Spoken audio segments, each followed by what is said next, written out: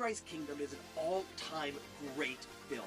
A fantastic ensemble cast, a perfectly beautiful storyline, and a directorial aesthetic that is like none other. This might be Wes Anderson's best. Hello, and welcome back to the Sunny Side, a place to discuss film, television, games, all things storytelling, while being sincere, thought-provoking, and always staying on the sunny side. My name is Evan B. Thank you so much for watching. Today we're on day 7 of our Wes Anderson binge. All binge long, we'll be going through Wes Anderson's filmography, discussing his directorial aesthetic, discussing character, his writing, to how he views the world and why does he keep telling the stories he loves to keep telling, all the way up to the Phoenician Scheme, which is out in theaters now. Well, let's dive right in. Today we're talking about Moonrise Kingdom. I said it up front. I think it's an incredible film. I think it's one of Wes Anderson's best. I think it's one of the best films I've ever seen. There's a lot of things I really, really love about it.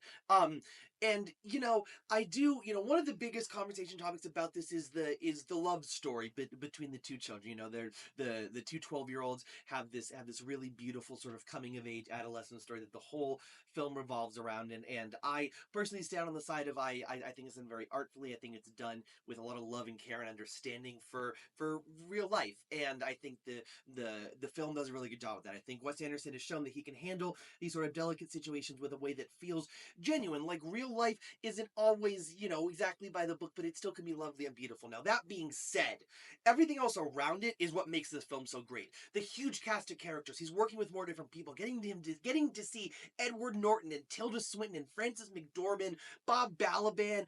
Obviously you got, Bill Murray and Jason Schwartzman. You got the classics.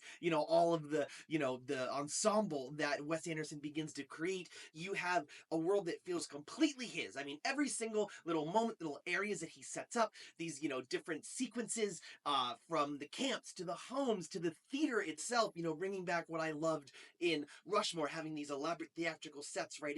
Wes Anderson is basically playing puppets with all these characters and telling sort of his version of a modern fairy tale of a boy and a girl who fall in love, and a big storm comes and they run off together and the whole town goes looking for them. And it feels like a campfire story in the best way. It's just a warm hug. And I think the previous films that we've watched, you really have seen him start to hone his aesthetic. This isn't something that came out of nowhere. He's been wanting to tell stories about quirky people, family, love, all this, sort of fun, cute stuff, and he does it really well here. It's about all of idiosyncratic people that have lots of fun relationships with each other. The whole town ends up being a family, so it is this big, lovely, extended family, and it's a warm hug. To me, it's a 5 out of 5. It's probably a Best Picture nomination. Is it my favorite of his? I don't know, but I think it's the best technically.